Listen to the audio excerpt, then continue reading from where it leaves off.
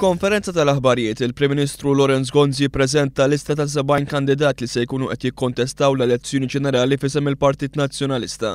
Matul din il-konferenza li saret l-għadda li l-Ministru Ostingat kien interrogat mill-Pulizija brabta mal-iskandlu tal-loti tal-commissions fuq ix-xiri taż-żejt fl-Enna Malta, Lorenz Gonzi rriafferma l-fiduċja tiegħu fih. Wara dak l-inqala, tirriafferma l-fiduċja tiegħek fil-Ministru Ostingat? Jiena fiduċja jibqa' jkolli dejjem il-ħin kollu f'min jagħti s-servizz tiegħu b'lejaltà, determinazzjoni lil min iħobb il-pajjiżu iktar milli jħobb lilu nnifsu. Lorenz Gonzi qal ukoll li jinsab kburi li fil-lista ta' kandidati li qed jippreżenta l-Partit Nazzjonalista hemm Claudio Greco Manuel Delija, żewġ persuni li okkupaw il-karigi ta' kap tas-segretarjat ta' Ostingat.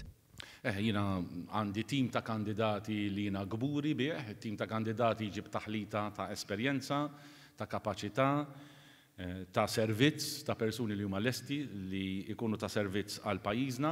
Minkejja l-iskar tal-kollox mill-programm elettorali tal-Partit Nazzjonalista, l-introduzzjoni tal-liġi tal-Whistleblower Act u tneħħija tal-preskrizzjoni fuq il-politiċi, Lorenz Gonzi ftaħar li l-gvern tiegħu iġġieled il-korruzzjoni.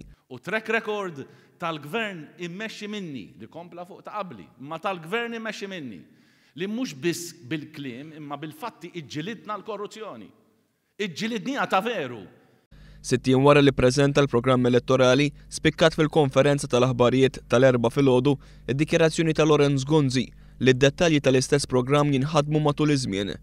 Dan naturalment programm elettorali mhuwiex business plan, ħafna dettalji jinħadmu as we go along. Meta tkellem dwar il-weda li jraħħas id-dawl matul il-lejl biss, Lorenz Gonzi qal lill-familji li jbidlu ir-rutina tal-ġurnata se jkunu jistgħu jgawdu minn din il-weda. Il-daw il-familji immedjatament sa nagħmluhom effett u min ikun lest li jbiddel anki ftit ir-rutina tal-ġurnata sa jkun jista' anki jgawdi dan kollu. Mistoqsi minn One News, Lorenz Gonzi qal li huwa mhux dispost jerfa' responsabilità jekk il-miri li qed jitpoġġew fil-programm elettorali ma jintlaħqux. L-eventwalità li l-miri qed tpoġġi f'dan il-programm elettorali ma jintlaħqux. Min ħajkun qed jassum responsabilità? Hija żgur li jiena m'iniex sa nkun qed nagħmel bħal kap tal-oppożizzjoni, ma jekk ma jirnexxix jitlaqlem, iżbravu.